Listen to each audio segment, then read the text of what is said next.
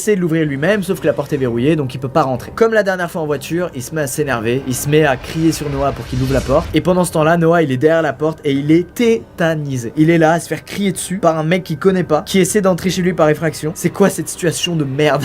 L'enfer. Xavier continue à brûler la porte, à lui dire d'ouvrir et à dire ils nous attendent. Ils nous attendent. Est-ce que ces mots font peur? Oui. À ce moment-là, le chien de Noah percute enfin qu'il y a un truc anormal qui se passe. Il descend de l'étage et il se met à aboyer sur la porte. Là, on se dit, bon, présence d'un chien, ça fait toujours flipper un mec qui veut rentrer chez toi et qui veut te voler des trucs ou qui veut te kidnapper, tout simplement. Pas du tout. Xavier se met à rigoler et il dit, ils m'ont jamais dit que t'avais un chien. De qui il parle, mec? Grâce aux aboiements de son chien, Noah, il reprend ses esprits. Il fonce dans le garage parce qu'il se souvient qu'il y avait laissé son téléphone. Il le prend et il appelle Paul, le fameux flic du quartier. Il y a un petit temps qui passe entre le moment où il appelle et le moment où Paul et la police arrivent. Et du coup, quand ils sont arrivés sur place, Xavier était plus là. Aucune trace de Xavier. À partir de là, Paul il part vivre quelques jours chez les parents d'un pote à lui, avec son pote, parce que c'est un peu traumatisant ce qu'il vient de vivre quand même. Et il revient quelques jours plus tard, une fois que ses parents à lui ont changé toutes les serrures et portes de la maison. Ils ont pris zéro risque et ils ont eu raison. Noah n'a plus jamais eu de nouvelles de Xavier. La police a continué pendant un mois à faire des patrouilles très régulières dans le quartier. Ils sont jamais tombés sur lui. Et du coup, Noah ne sait toujours pas ce que ce gars lui voulait. Et c'est la question moi aussi que j'ai. C'était qui, bordel? Qui fait ça?